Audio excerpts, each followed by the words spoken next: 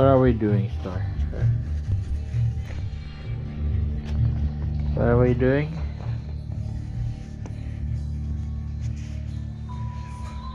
You cannot eat that meat. It's not cooked. It's not cooked. Come here. What is reality to you, huh? Area 51, secret of spots on the planet, is located on the northeast edge of the Nevada test site and is said to be where numerous top-secret weapons systems have been tested over the years. According to some UFO researchers, it's also where the government is test flying alien spacecraft. Sounds pretty far out, but some Las Vegas residents report having seen these flying saucers. A local scientist who says he worked at Groom Lake and saw the saucers joins us in tonight's interview. He has asked that his identity be shielded. Sir, how do we know you are who you say you are and that you actually have knowledge about what's going on at Groom Lake? Well, I guess there's no way you could really know. There's really no way I can prove it without revealing my identity and getting myself into more trouble than I have already. Exactly what's going on up there?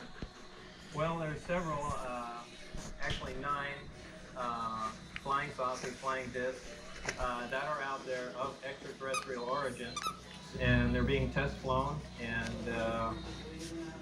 basically just analyzed. You say there's 9 saucers. How are those tests going? As far as what? As far as whether they're successful and that sort of thing. Oh, well, some of them are 100% intact and operate perfectly. The other ones are being taken. Star, come here. I was involved Star. in propulsion and the power source. Where did we get these saucers? How did they come into the hands of the government? I haven't the slightest idea, and you have to understand the information is very compartmentalized. And I told you you cannot eat that meat. That pertains particularly to what I was involved in. But I mean, couldn't our government have made them as opposed to getting them from some alien beings? Totally impossible. The propulsion system is a gravity propulsion system. You cannot eat that meat. It's not cooked. This technology does not exist at all. Okay. One of the reasons that I'm going forward with this information, it's not only a crime against the American people, it's a crime against the scientific community, which I've been part of for some time. We're actively trying to duplicate these systems, yet they are in existence now and basically in the hands of the government. What would happen to you if the government learned that you were giving us this information? Anything could happen. I don't know. I haven't the slightest idea. But you said you referred to getting into trouble. Have you had some repercussions already? Yeah, I've been threatened with being charged with espionage. I've had my life threatened by them, my wife's life threatened by them, and I don't know where else you can go from there. Well, we want to thank you for joining us. Pretty interesting stuff you've got to say. Thank you. Thank you, sir. Well, more news in just a moment. Now, first we go to Dan Rather in Beijing for what we had at the CBS Evening News. PBS Evening News from China. We'll have extensive coverage of the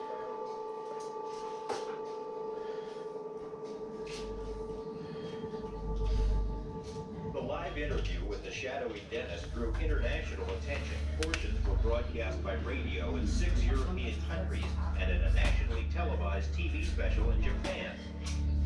Despite numerous inquiries and feelers, Dennis has remained anonymous until now.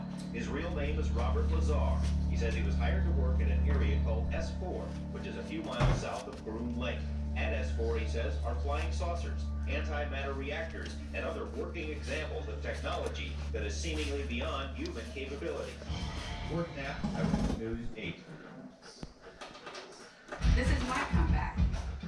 Start yours at purdueglobal.edu.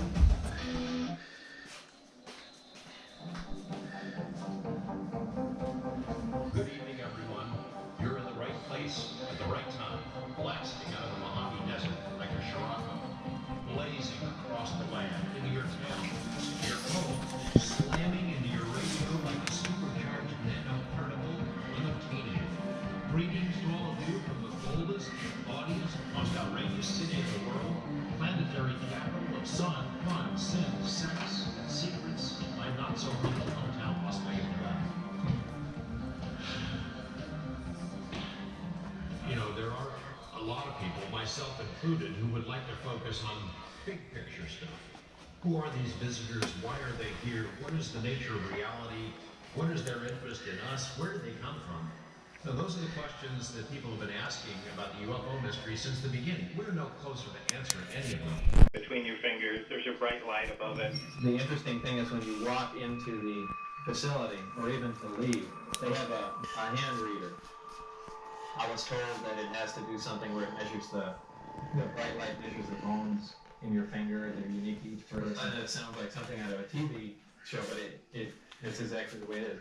Man, I looked for that kind of thing all over the internet, never found anything. And then all of a sudden this article comes out and it says that at the Nellis Range they were talking about the stealth program, there was indeed this hand scanner that was used in these secret programs, and they just admitted or announced it publicly, and there were some photos, and I just was interested, and so I never thought I'd see one of these again. But I tried to explain this to people so many times, and they either didn't believe me or say, yeah, I'm sure there is. And there it is. There it is. it's like a biometric thing for the hands, The yeah? beginnings of, it wasn't all that advanced back then, but yeah, that's it. I can't believe you found a picture of this. I really can't. This was the scanner used to get in to S4.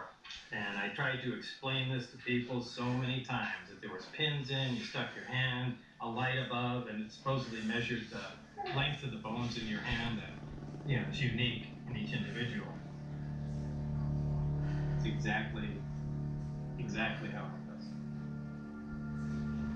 Yeah, that's amazing. It's amazing you came up with these. It's amazing to see this again. Back then, this was the hot take. What does it feel like when these little things that you said become public and there's this tiny bit of vindication? It is. There's little moments of vindication, little pieces here and there that, little I told you so's, pop up every couple of years or so. But this is a big one. So a lot of people said these didn't exist, and, it was some just fanciful thing I came up with. But this is exactly it.